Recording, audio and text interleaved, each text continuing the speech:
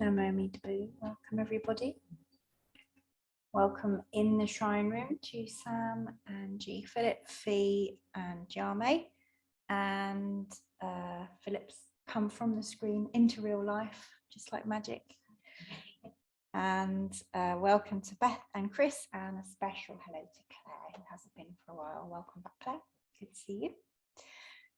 So I will hand straight over to Jame, who will read today's Dharma Glimpse by Wendy Shinyo Haylett. So this is called Where's Waldo? I remember thinking about the first few Dharma glimpses I was assigned to in my first year in the Bright Dawn Lay Ministry training program. I would feel anxious in a search to find the perfect something that was appropriate as a subject for a Dharma glimpse. But that is the point of glimpses, not to search, but to keep our eyes open. The Dharma is teaching every minute, everywhere, but we're too busy reading or looking for it to see it. Like the Where's Waldo books or those Facebook posts that ask whether you see two faces or a vase. Things are the way they are to us, based on what we're looking for and how open we are to seeing what's there. That reminds me of a crow experience I had. I was sitting on the porch working on my laptop, not paying attention to what was happening in the yard. Some movement caught my eye as it interrupted the beam of sunlight. I quickly glanced, then went into alarm mode when my brain interpreted that what were 4 or 5 crows walking in the yard as 2 black dogs running towards me. For a few seconds, the crows were black dogs running towards me. That was my experience. It was as real as the dogs became when I really focused on them. Like dreams, the stuff in our world is up for interpretation. And each individual's interpretation is colored by a complex web of causes and conditions that we cannot know about in the other or about ourselves.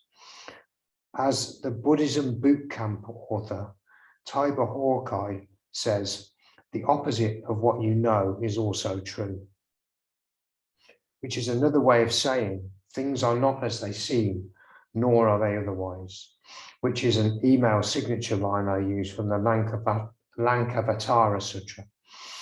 If you only see a crow walking, then you are trapped in the linear conceptual dual perspective of the world as either or, and the non-dual perspective of mystics, believers in a spiritual or transcendent realm, artists, poets, writers, engineers, inventors, scientists, and mathematicians will be blocked to you. You will miss the actual door to heaven while you are attending the lecture on how to get there. So where can we glimpse the Dharma? And where do we find Buddha or God? We could find the Dharma in a book, or the Buddha in a temple, or God in a church. But it's more possible that we will find whatever it is we're looking for right where we are. In our own minds, hearts, yards, and neighborhoods. We can see Buddha or God in the faces of our family, dogs, cats, friends, neighbors, and co-workers. But if your head is full of concepts of what the Dharma is, who Buddha is, who God is, or what is the absolute, transcendent, divine, or boundless, infinite light of great compassion and wisdom, then remember not this, not this. It is not this, nor is it that. It is only when you realize your life and the people in it and the world around you from the it is only when you release your life and the people in it and the world around you from the shackles of what they have already been labeled that you will see the Dharma. If you could see everything from that space for even 10 minutes, everything around you will sing the Dharma. Happy Father's Day, and as Rev Koyo says, have a Buddha-full day.